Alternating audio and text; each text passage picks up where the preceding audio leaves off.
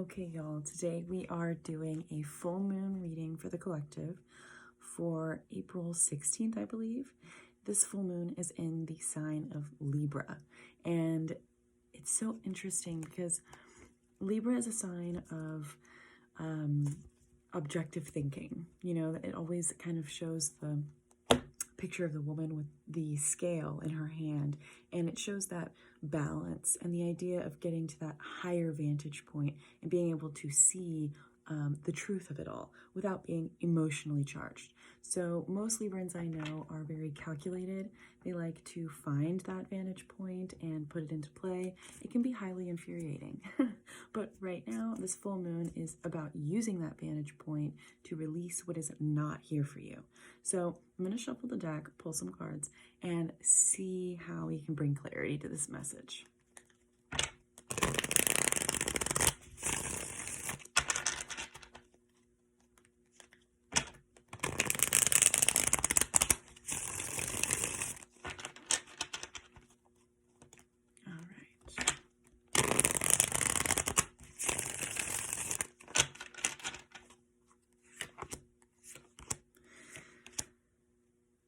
So right here already we have a reverse 10 of Wands, which means that we're really trying to unload this dark night of the soul.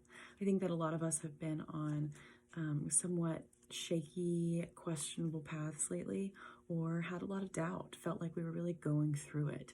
But it's important to remember that the darkest times in our lives are sometimes the most potent, and they hold the most truth and the most awareness about our deepest desires. I've talked about this before. When you are dealing with shadow or aspects of yourself that you have decided aren't acceptable and you want to put them away and you don't want to see them anymore. Dark nights of the soul are when those aspects have to emerge. They have to come out of the darkness. They have to come into the light. And so that you can, number one, maybe reinterpret, right? Be that Libra and gain that higher vantage point and shift your narrative around this dark aspect of yourself. Or number two, to also get to the bottom of that dark aspect. Most of the time in these aspects, we have hidden some of our deepest talents because somebody told us that it wasn't good enough to be here, or that's just not comfortable for me right now. So right now, we're trying to unload a dark night of the soul. We're trying to get out of the phase of having to go deep and go painful in order to find ourselves. And a lot of this has to do with us realizing our patterns in lack. So lack can be money lack, believing that you aren't capable of making enough money, believing that you aren't capable of pulling in income at the drop of a dime or when you need it most. But also lack of anything that you need, lack of love, lack of understanding, lack of being seen, lack of health. So at this time, the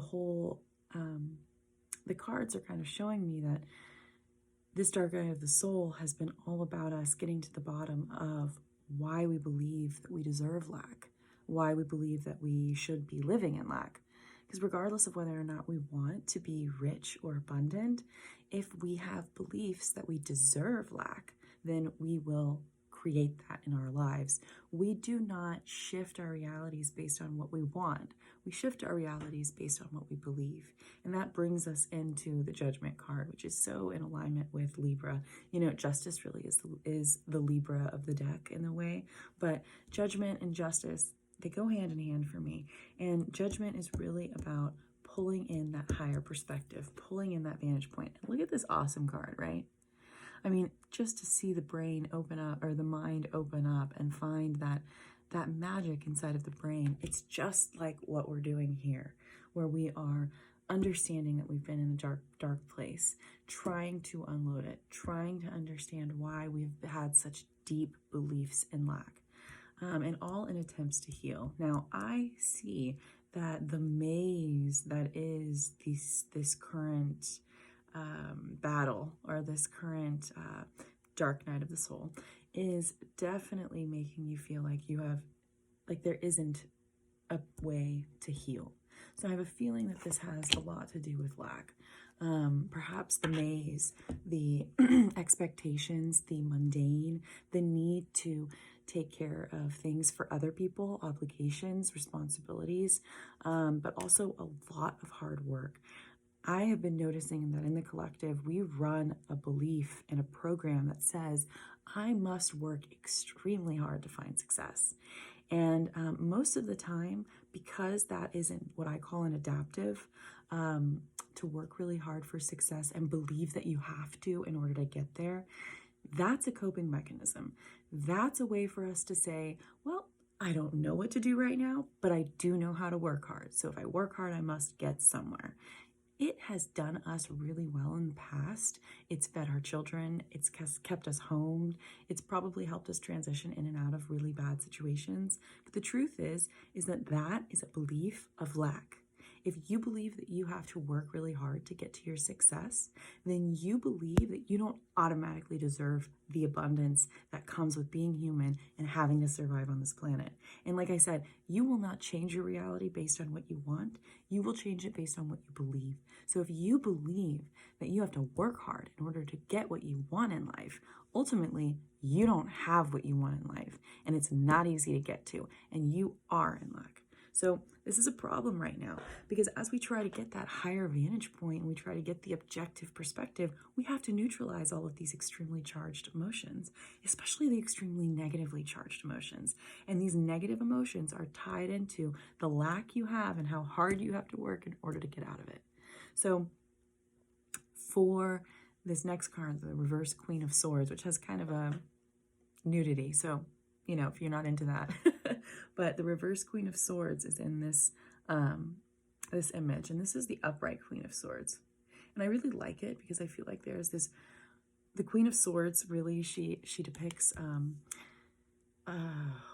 articulation of the mind. She can really bring in boundaries and how to use your words and your thoughts and your communication to express your truth, and really not messing around, not beating around the bush. She likes to be direct.